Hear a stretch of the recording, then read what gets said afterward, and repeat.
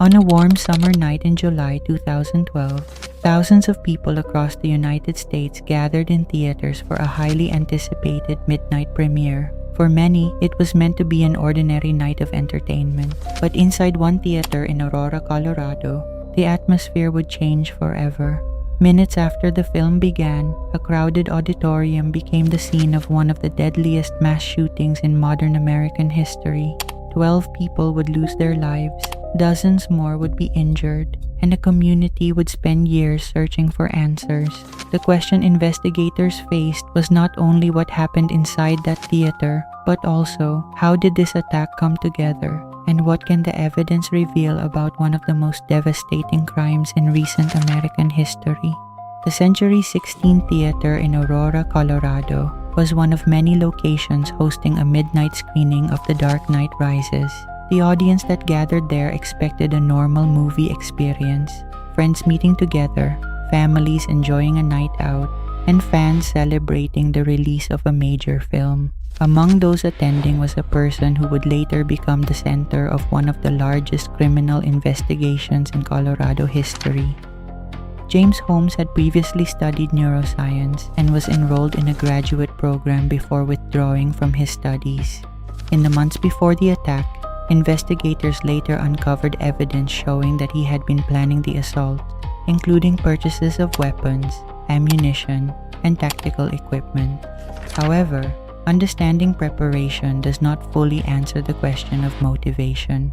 During later court proceedings, mental health experts presented conflicting interpretations of Holmes's psychological condition and its relationship to his actions. The investigation would eventually focus on two connected questions: what happened that night, and what factors led to it. Shortly after midnight on July 20th, 2012, the movie began. According to investigators and witness accounts, a gunman entered the theater carrying tactical equipment and firearms. At first, some audience members did not immediately understand what was happening. In the darkness of the auditorium, with the sound of the film playing, some believed the disturbance might be part of the movie. Within moments, confusion turned into panic. Emergency calls began reaching dispatch centers as people attempted to escape the theater and seek help. Police officers arrived quickly and located the suspect outside the building near his vehicle. The suspect surrendered without a prolonged confrontation and was taken into custody. The investigation immediately expanded beyond the theater itself. Authorities discovered that a nearby apartment connected to the suspect contained explosive devices and other hazardous materials. The discovery created a second emergency.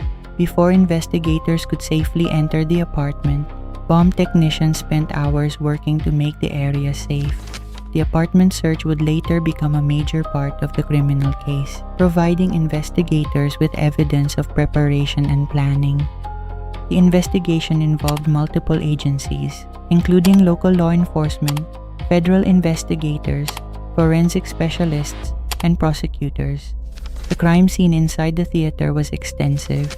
Investigators collected physical evidence, analyzed ballistic information, reviewed digital records, and examined materials recovered from multiple locations. Among the evidence presented during legal proceedings were firearms, ammunition, tactical equipment, and materials connected to the apartment. The case also involved a complex examination of mental health. Defense attorneys argued that Holmes suffered from a serious mental disorder that affected his understanding of his actions. Prosecutors argued that the evidence showed planning and awareness. Psychiatric experts presented differing opinions during the trial, and the jury ultimately rejected the insanity defense. In 2015, James Holmes was found guilty on all counts. The jury did not reach the unanimous decision required for a death sentence. He was sentenced to life imprisonment without the possibility of parole, along with additional consecutive prison terms. Because of the scale of the tragedy, many questions continued beyond the courtroom. One major area of discussion involved whether warning signs existed before the attack and whether intervention could have changed the outcome. Researchers studying mass violence have examined this case alongside others, to understand patterns of behavior, access to weapons, planning, and opportunities for prevention. Another question concerns the relationship between mental illness and violence. Experts emphasize that mental health conditions are complex, and the overwhelming majority of people experiencing mental health challenges are not violent. In this case, the court examined Holmes's mental state through extensive testimony, but the final legal determination was based on evidence presented during the trial.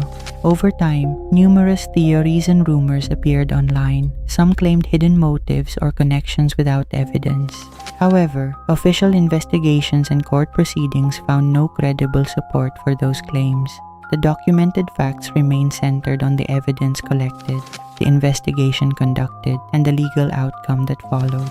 The Aurora theater shooting remains a painful chapter in American history. The facts established through investigation and trial are clear. A planned attack took place, lives were lost, survivors were affected, and a criminal case followed that lasted years. But beyond the courtroom record are the larger questions that continue to be studied. Could warning signs have been recognized earlier? How can communities improve prevention and emergency response? And how can society better understand the factors that contribute to acts of extreme violence? There are no simple answers.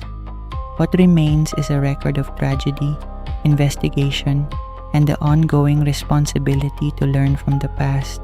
For the survivors, families, first responders, and everyone affected, the story is not simply about one night. It is about the lives changed afterward.